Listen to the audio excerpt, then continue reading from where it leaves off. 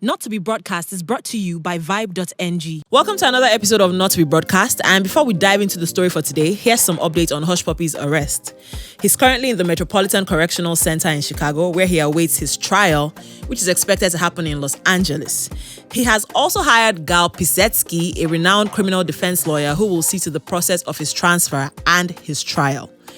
Investigative journalist Kemi Oluloyo claims a source from the FBI disclosed to her that Hush Puppi may have contracted the coronavirus while in the Chicago facility, but that he's currently asymptomatic.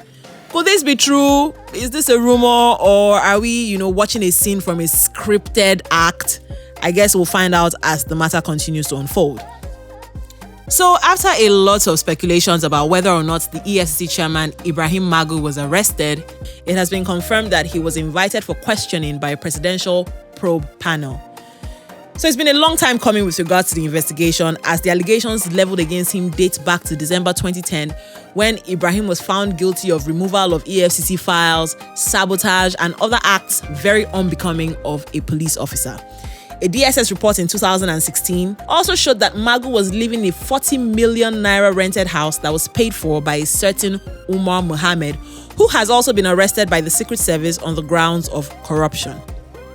Ibrahim is said to have awarded contracts to companies owned by Umar Mohammed for his own personal benefit.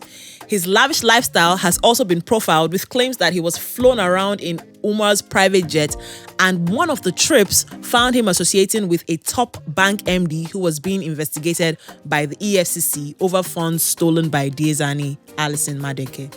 Mr. Ibrahim has now been suspended by the president and replaced by EFCC's Director of Operations, whose name is also Mohammed Umar.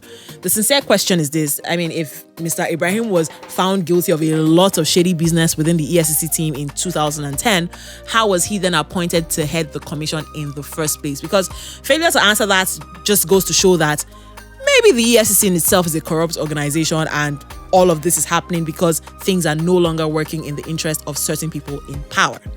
The presidency claims that this move shows that no one is above the law under Buhari's administration, and that Ibrahim Magu is only being asked to prove his innocence. Still on the issue of corruption and money laundering, former NNPC boss Andrew Yakubu claims that 98% of the 3.8 billion naira found in his Kaduna property were gifts from well-wishers.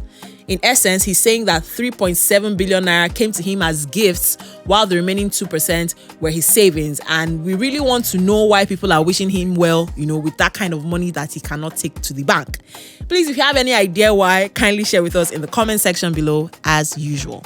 For more sizzling gist and interesting trends, kindly follow us across all our social media platforms on Vibe.ng.